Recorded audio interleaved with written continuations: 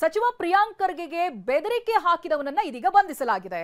ಸೊಲಾಪುರ ಮೂಲದ ದಿನೇಶ್ ನರೋಣಿ ಬಂಧನ ಆಗಿದೆ. ಮಹಾರಾಷ್ಟ್ರದ ಲಾತೂರ್ನಲ್ಲಿ ಆರೋಪಿಯನ್ನ ಬಂಧಿಸಿದ್ದಾರೆ ಪೊಲೀಸರು. ಫೋನ್ ಕರೆ ಮಾಡಿರೋ ಬಳಿಕ ಸೋಲಾಪುರದಿಂದ ಲಾತೂರ್ಗೆ ಈತ ಪರಾರಿಯಾಗಿರ್ತಾನೆ. ಬಟ್ ಪೊಲೀಸರು ಬೆನ್ನತ್ತಿ ಬಂಧಿಸಿದ್ದಾರೆ. ಈತ ಸಚಿವ ಪ್ರಿಯಾಂಕ್ ಖರ್ಗೆಗೆ ಬೆದರಿಕೆ ಹಾಕಿದ್ದ. ಅದರ ಒಂದು ವಿಡಿಯೋ ಕ್ಲಿಪ್ ಕೂಡ ವೈರಲ್ ಆಗಿತ್ತು. ಸೊಲ್ಲಾಪುರ ಮೂಲದವನು ಅನ್ನೋದಾಗಿ ಗೊತ್ತಾಗ್ತಾ ಇದೆ. ದಿನೇಶ್ ನರೋಣಿ ಅಂತ ಈ ಬೆದರಿಕೆ ಹಾಕಿದಂತ ವ್ಯಕ್ತಿ ಈತನನ್ನ ಬಂಧಿಸಿದ್ದಾರೆ. ಬೆಂಗಳೂರು ಕಲಬುರಗಿ ಪೊಲೀಸರ ಜಂಟಿ ಕಾರ್ಯಾಚರಣೆ ಇದು. ಇವತ್ತು ರಾತ್ರಿ ವೇಳೆ ಆತನನ್ನ ಬೆಂಗಳೂರಿಗೆ ಕರೆತರ್ತಾರೆ. ಸದಾಶಿವನಗರ ಠಾಣೆಗೆ ತಂದು ಆತನನ್ನ ವಿಚಾರಣೆ ನಡೆಸುವಂತ ಸಾಧ್ಯತೆಗಳು ಕೂಡ ಇದೆ. ಇವತ್ತು ರಾತ್ರಿ ವೇಳೆಗೆ ಬೆಂಗಳೂರಿಗೆ ಕರೆತರುವ ಸಾಧ್ಯತೆಗಳು ದಟ್ಟವಾಗಿದೆ.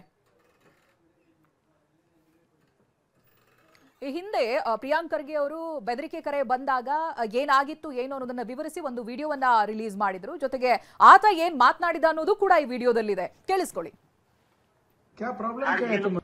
ಆರ್ಎಸ್ಎಸ್ ಶಾಖೆಗಳಲ್ಲಿ ಯಾವ ರೀತಿ ಪದಗಳನ್ನ ಬಳಸ್ತಾರೆ, ಯಾವ ರೀತಿ ಇದು ಮಾಡ್ತಾರೆ ಸ್ವಲ್ಪ ತಾವೇ ಗಮನಿಸಿ. ಮತ್ತೆ ಹೇಳ್ದಂಗೆ ಬೆಳಿಗ್ಗೆಯಿಂದ ಸಾಕಷ್ಟು ಕರೆಗಳು ಬರ್ತಾ ಇದೆ, ತಾವೇ ಕೇಳಿ ಹೇಗ್ ಮಾಡ್ತಾರೆ ಅಂತ. तू कौन है? तेरे जैसा औलाद निकला है ना इंडिया में. क्या प्रॉब्लम क्या है तुम्हारा? प्रॉब्लम क्या है तुम्हारा? अरे इसके बारे में तो बोलने का तेरी औकात है? तेरी औकात है क्या? अब मेरे औकात है, मैं आरएसएस का जुड़ा हुआ. मेरे आरएसएस जो है ना 100 साल के.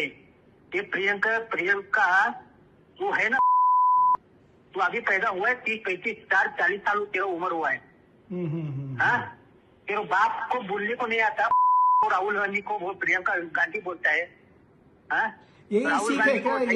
ये सब जो गाली, एक मिनट सुनो, ये सब जो गाली बक रहे हो ना, यही आपका सीख है? आरएसएस का सीख यही है क्या? यही सिखाते आपको आरएसएस शाखा में? मतलब नहीं बोलो आरएसएस शाखा. अरे भाई एक मिनट ठहरो. आरएसएस शाखा में ऐसे सिखाते हैं क्या?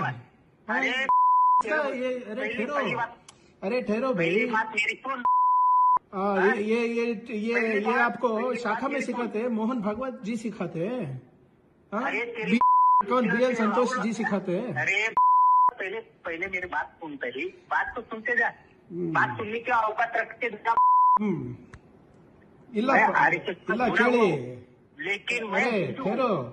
तुमको तेरे जैसे हर नहीं.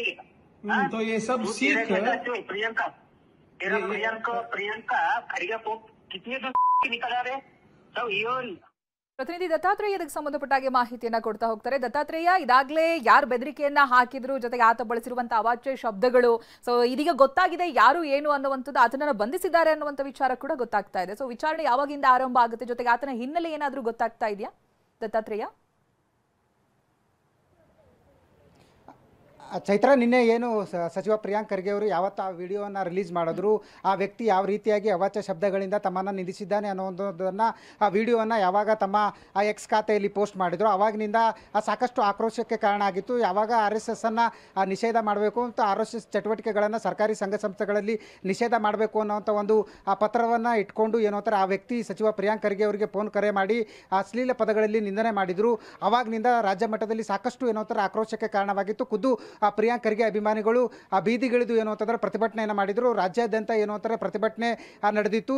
ಇವತ್ತು ಕೂಡ ಚಿತ್ತಾಪುರ ಪಟ್ಟಣ ಬಂದ್ ಕರೆ ಕೂಡ ಕೊಡಲಾಗಿತ್ತು. ಯಾಕಂತಂದರೆ ಅವಾಚ್ಯ ಶಬ್ದಗಳಿಂದ ಓರ್ವ ಸಚಿವನಿಗೆ ಈ ರೀತಿಯಾಗಿ ನಿಂದನೆ ಆಗ್ತಿದೆ ಮತ್ತು ಈ ರೀತಿಯಾಗಿ ಅಶ್ಲೀಲ ಶಬ್ದಗಳನ್ನು ಬಳಸಿ ಏನು ಅಂತಂದರೆ ನಿಂದನೆ ಮಾಡ್ತಿರುವುದನ್ನು ಖಂಡಿಸಿ ಚಿತ್ತಾಪುರ ಪಟ್ಟಣ ಬಂದ್ ಕರೆ ಮಾಡಲಾಗಿತ್ತು. ಮತ್ತು ನಿನ್ನೆ ಕಲಬುರಗಿಯಲ್ಲೂ ಕೂಡ ಸಾಕಷ್ಟು ಆಕ್ರೋಶ ವ್ಯಕ್ತವಾಗಿತ್ತು. ಇದನ್ನು ಗಮನಿಸಿಕೊಂಡು ಅಲರ್ಟ್ ಆದಂಥ ಪೊಲೀಸ್ ಇಲಾಖೆ ಖುದ್ದು ಇವತ್ತು ಮಹಾರಾಷ್ಟ್ರದ ಲಾತೂರ್ನಲ್ಲಿ ಆ ವ್ಯಕ್ತಿಯನ್ನು ಬಂಧನ ಮಾಡಿರ್ತಕ್ಕಂಥದ್ದು. ಆ ಕಲಬುರಗಿ ಮತ್ತು ಬೆಂಗಳೂರು ಪೊಲೀಸರು ಜಂಟಿಯಾಗಿ ಕಾರ್ಯಾಚರಣೆ ನಡೆಸಿ ಆ ಸದ್ಯದ ದಿನೇಶ್ ನರೋಣಿ ಅನ್ನುವಂಥ ವ್ಯಕ್ತಿಯನ್ನು ಬಂಧನ ಮಾಡಿ ಬೆಂಗಳೂರಿಗೆ ಕರೆದುಕೊಂಡು ಹೋಗುವಂಥ ಕೆಲಸ ಆಗ್ತಿದೆ. ಆ ಸದ್ಯ ಲಾತೂರಿನಿಂದ ಏನು ಅಂತಂದರೆ ಆ ವ್ಯಕ್ತಿಯನ್ನು ಬೆಂಗಳೂರಿಗೆ ಕರೆದುಕೊಂಡು ಹೋಗಿ ನಂತರ ಅಲ್ಲಿ ವಿಚಾರಣೆ ಮಾಡಲಾಗ್ತಿದೆ. ಯಾಕೆ ಆ ರೀತಿ ಮಾತನಾಡ್ದ ಮತ್ತು ಇದಕ್ಕೆ ಕುಮ್ಮಕ್ಕು ನೀಡಿದವರು ಯಾರು ಅನ್ನೋದ್ರ ಬಗ್ಗೆಯೂ ಕೂಡ ಕೂಲಂಕುಷವಾಗಿ ವಿಚಾರಣೆ ನಡೆಯುವ ಸಾಧ್ಯತೆ ಇದೆ ಚೈತ್ರ. ಯಾಕೆಂತಂದರೆ ಓರ್ವ ಸಚಿವರಿಗೆ ಈ ರೀತಿಯಾಗಿ ಬೆದರಿಕೆ ಕರೆ ಹಾಕುವಂಥದ್ದು ಮತ್ತು ಅಶ್ಲೀಲ ಶಬ್ದಗಳಿಂದ ನಿಂದಿಸುವಂಥ ಕಾರ್ಯ ಮಾಡಿದಂಥ ದಿನೇಶ್ನನ್ನು ಸದ್ಯ ಆ ಕಲಬುರಗಿ ಪೊಲೀಸರು ಲಾತೂರಿನಲ್ಲಿ ನಲ್ಲಿ ಕ್ಯಾಚ್ ಮಾಡಿರ್ತಕ್ಕಂಥದ್ದು. ಆತನನ್ನು ಏನು ಅಂತಂದರೆ ಬೆಂಗಳೂರು ಪೊಲೀಸರಿಗೆ ಹ್ಯಾಂಡ್ ಓವರ್ ಮಾಡಿ ನಂತರ ಆತನನ್ನು ಬೆಂಗಳೂರಿಗೆ ಕರೆದೊಯ್ಯುವಂಥ ಕೆಲಸ ಆಗುತ್ತೆ. ಇವತ್ತು ರಾತ್ರಿ ವೇಳೆಗೆ ಏನು ಅಂತಾರೆ ಬೆಂಗಳೂರಿಗೆ ಆತನನ್ನು ಶಿಫ್ಟ್ ಮಾಡಿಸುವಂಥ ಕೆಲಸ ಆಗುತ್ತೆ. ಅಲ್ಲಿ ಏನು ಅಂತಂದರೆ ಆತನನ್ನು ವಿಚಾರಣೆ ಮಾಡಲಾಗುತ್ತೆ. ಆತನ ಹಿನ್ನೆಲೆ ಏನು ಮತ್ತು ಆತ ಎಲ್ಲಿ ಕೆಲಸ ಮಾಡ್ತಿದ್ದ ಮತ್ತು ಯಾರ ಜೊತೆ ಸಂಪರ್ಕದಲ್ಲಿ ಇರ್ತಿದ್ದ ಅನ್ನುವಂಥದ್ರ ಬಗ್ಗೆನೂ ಕೂಡ ಕೂಲಂಕುಷವಾಗಿ ವಿಚಾರಣೆ ನಡೆಯುವ ಸಾಧ್ಯತೆ ಇರತಕ್ಕಂಥದ್ದು. ಚೈತ್ರ, ಥ್ಯಾಂಕ್ ಯು ದತ್ತಾತ್ರೇಯ ಪಾಟೀಲ್ ಮಾಹಿತಿಗಾಗಿ.